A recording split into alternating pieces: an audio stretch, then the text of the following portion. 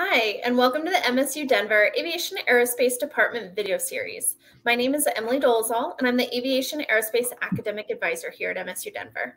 And I'm Chad Kendall, Professor of Aviation and Aerospace Science. Today, we're talking with Dr. John Harris, an FAA Aviation Medical Examiner here in Denver. We'll be discussing how to obtain your FAA medical certification, what to expect in your medical exam, and frequently asked questions and advice for our students requiring FAA medical. Dr. Harris, welcome. Please introduce yourself, share your background and career, plus your path of becoming an aviation medical examiner. Okay, well, thanks for the opportunity to do this. My name is John Harris. I'm an MD, internist at heart. I actually got interested in aviation before I got interested in medicine. And when I was 17, flunked my Navy flight physical because my vision was 20/25. And the examiner just said, go home. You're done. And I thought I had died. And I'm still not over that. It's been a few years.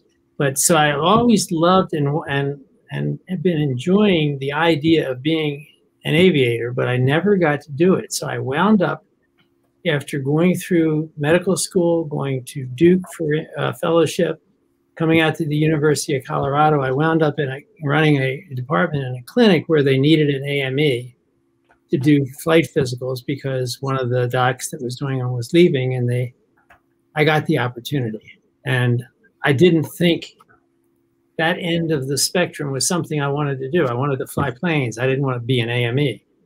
But it turns out, because of my experience, I have this amazing compassion for these young guys that come in that want to fly.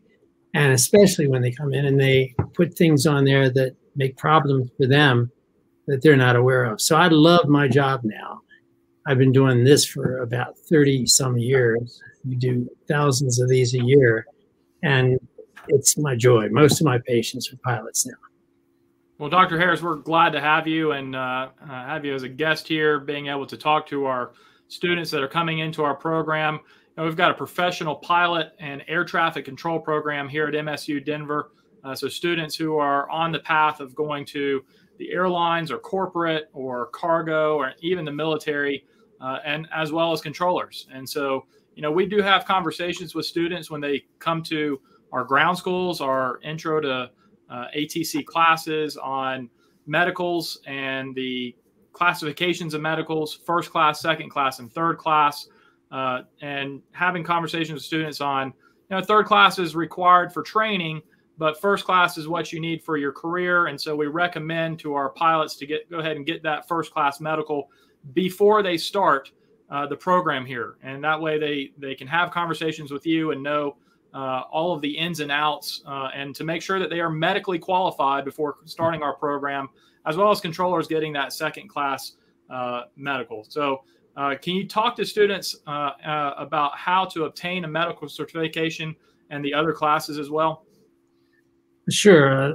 The first thing you have to do to get a medical certificate is get on the website and download your MedExpress form, or get your MedExpress form up and start filling out the form that I'll look at when you come in. And actually, that's where I see most of the mistakes happen, is that people get on the form, they get on the computer, they fill out the form, and then they remember things, or they forget things, or they change their mind, and you cannot change the form once you submit it. So the form is set up so that once you fill it out, you submit it, and nobody can change it except for the FAA. So because of that, I think it's crucial that if you're not sure, don't answer. Ask for help. Find out first. I tell people you're welcome to call us, because we would much rather prevent complications from happening than have unnecessary complications. So once you've downloaded, or once you're on the computer and you got that form, you basically answer all the questions, and then you hit submit. You'll get a confirmation number. You print that out, and you bring that confirmation number in with you. And that's really, it's really, that part's the easy part if you filled it out correctly. So that's really where all the problems come in.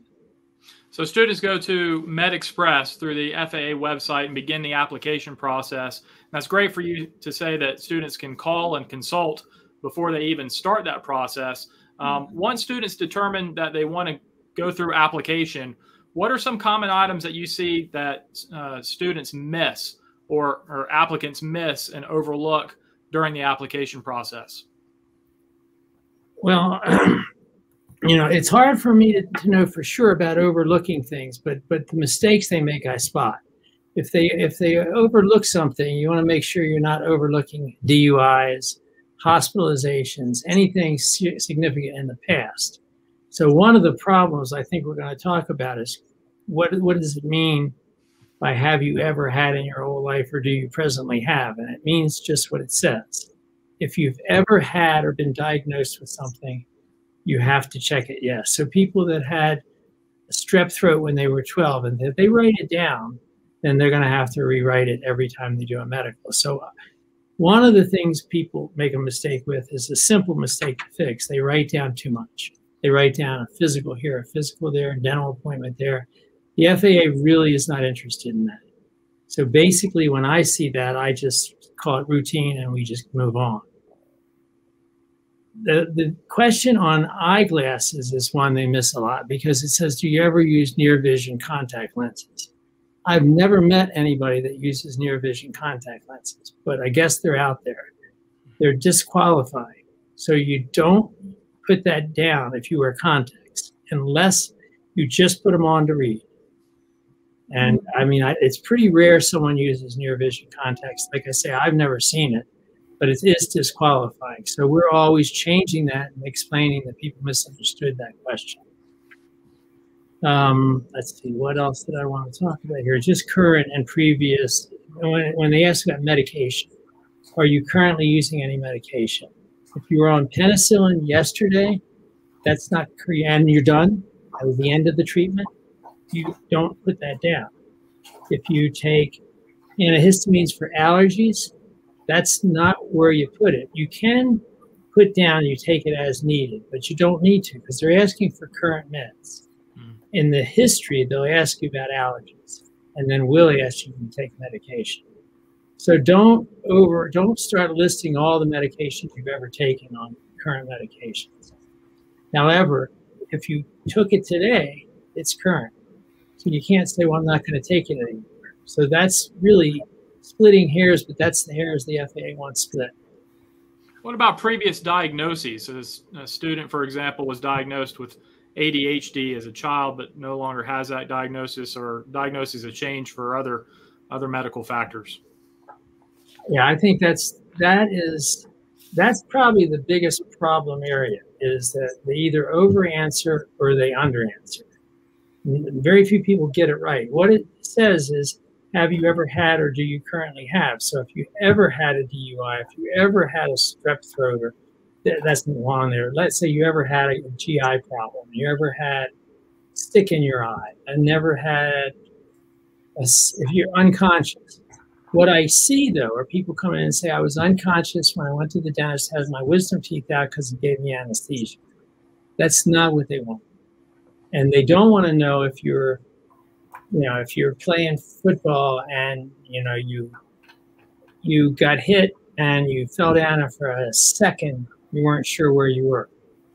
Because if you're unconscious, and if you're knocked in the head and unconscious, you're going to have to provide records. So if you saw a medical professional, that's what they're looking for. If you didn't see a medical professional, it'd be unusual to be unconscious, not see a medical professional. And that's the kind of thing you call me for.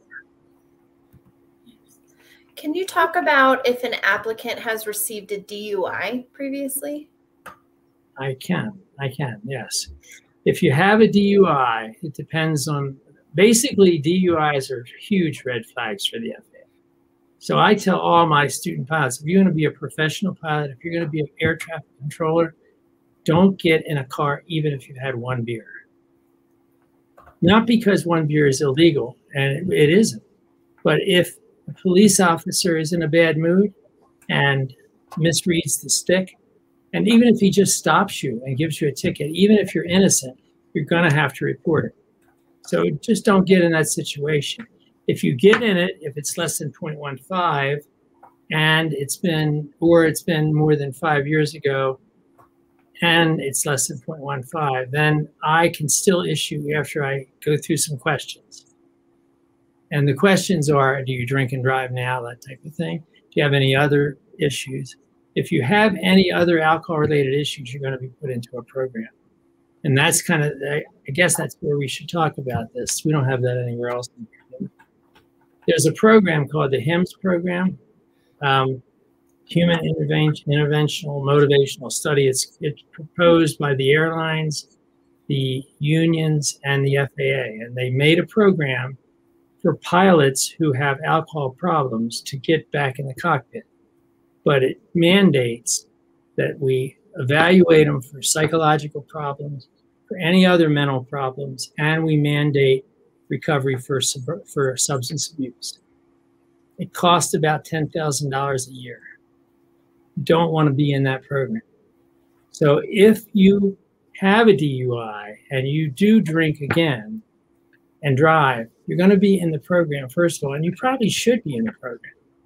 I mean, if a career in aviation is important, don't drink and fly, don't drink and drive. And if you do, we can help you, but you're going to have to, we can't help you avoid consequences, but we can help you work through the consequences. Yeah, thank you. Can you also talk about if a student has had COVID? Yeah, COVID, as you know, is a new issue for the FAA too. And basically they say if you've had COVID and you recovered from COVID and you weren't hospitalized in intensive care and no ongoing symptoms, you can still pass your medical. And we've seen an awful lot of those. We have not yet, I have not yet seen somebody who lost their medical because of COVID. Can you go through and discuss the different vision requirements for class 1, 2, and 3? Sure. Class 1 is, and class 2 is 20/20 vision distance and 20/40 near. And for controllers, it's the same. For class 3, it's 20/40 all three. So 20/40 vision is about half as good as 20/20 vision. So it's not very good, but for some reason that's acceptable for third-class pilots. So one of the reasons that we recommend to students to get that first-class medical, making sure that they can meet those requirements, especially going through the professional flight program and then also going out into the industry as well to our controllers. What if a student is colorblind?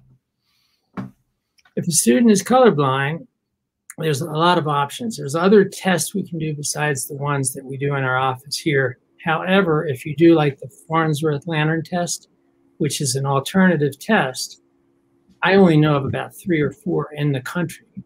And the problem, I've had people fly somewhere to get the test and pass it. So it worked. But then when the next medical comes, they've got to do it again and again and again. So the best way to do a colorblind, the best course for a colorblind pilot or applicant is to get the restriction on the license, which will say not valid for night flight, not valid for color signal control. So you can only fly into airports that have radios and in the daytime until you get a demonstrated ability test. Usually what you do is you take your lessons, you take them in the day, you solo, then your flight instructor or whoever you're using, you can do it yourself, can call the flight standards department of the FAA and arrange for a demonstrated ability test where an inspector comes out, flies with you, asks you to spot colors on the ground. And, this is my anecdotal statement, not an FAA statement, but I've never seen anybody fail the test, the demonstrated ability test, in over 30 years of doing this. So I tell everybody, just go get the test. Now, if you fail it, you fail it.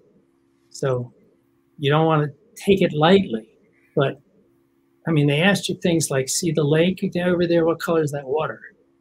And you say, blue, green. What color is the grass? Green. What color is, it's simple things. It's much simpler, the demonstrated ability test. Basically, they want to know if you can see red, green, and white. And can you tell when the plane's coming at you or going away? What if one of our student applicants has been previously diagnosed with anxiety or depression?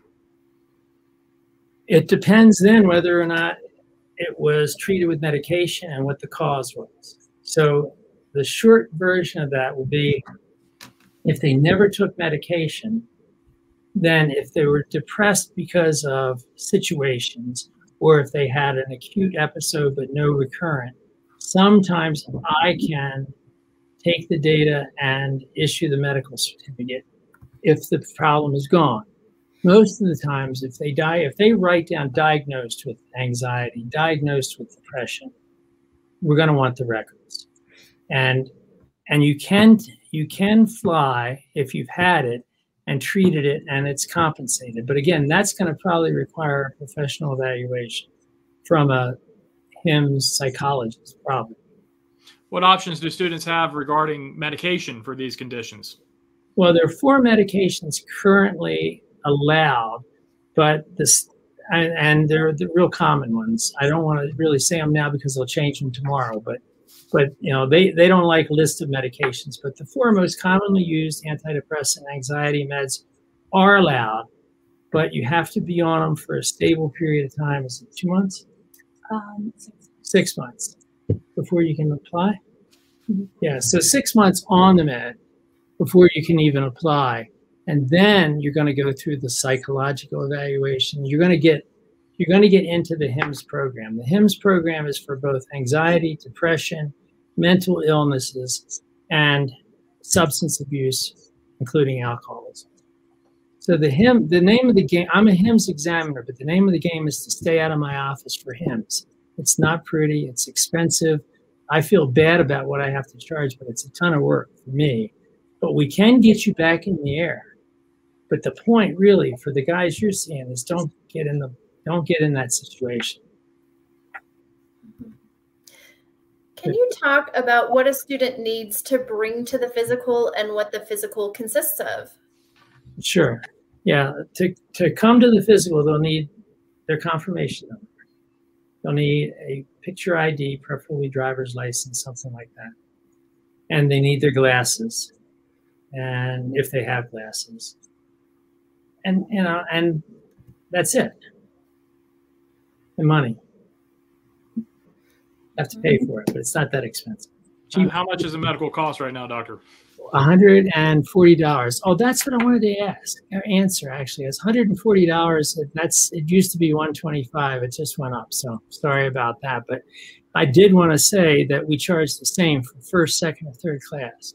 So I encourage people to get a first class. I mean, your students, unless they're 35 years old, are going to pay the same price for each one. And the only difference is what I apply, the standards I apply.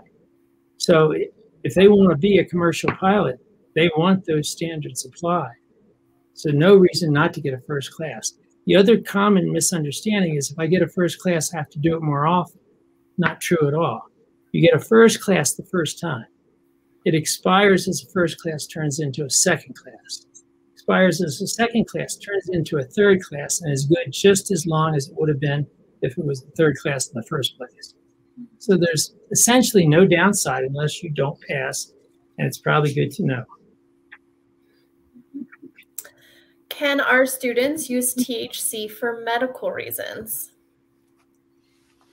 No. Yeah, the rule on pot, or THC, sorry. You tell me pot's an old-time word. The rule on THC is that it's illegal federally, and you can't use it at all.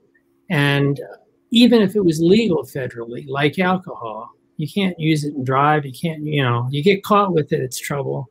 So, pot is a really bad positive test to have, because one positive test and you are now diagnosed as substance dependent.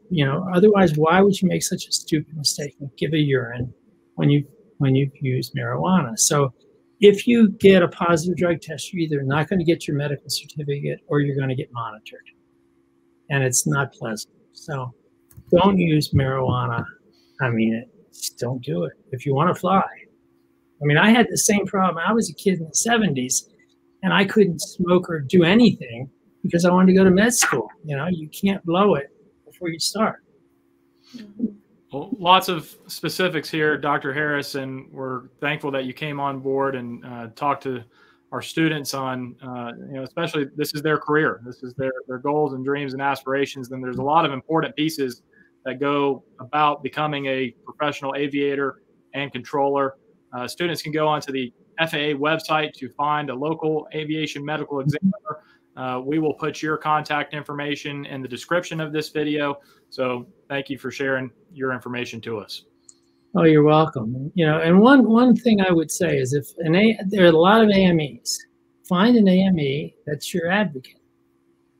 I mean, that's their job, really, is not to ground you, but to keep you healthy enough to fly a plane safely. Thank you. Yeah. Thank you so much, Dr. Harris, for joining us today. We do hope this video helped to answer your questions about the FAA medicals that are required for our professional flight officer and our air traffic control students. If you have additional questions, please never hesitate to reach out to the Aviation Aerospace Department, to your local AME medical examiner or Dr. Harris. Thanks so much.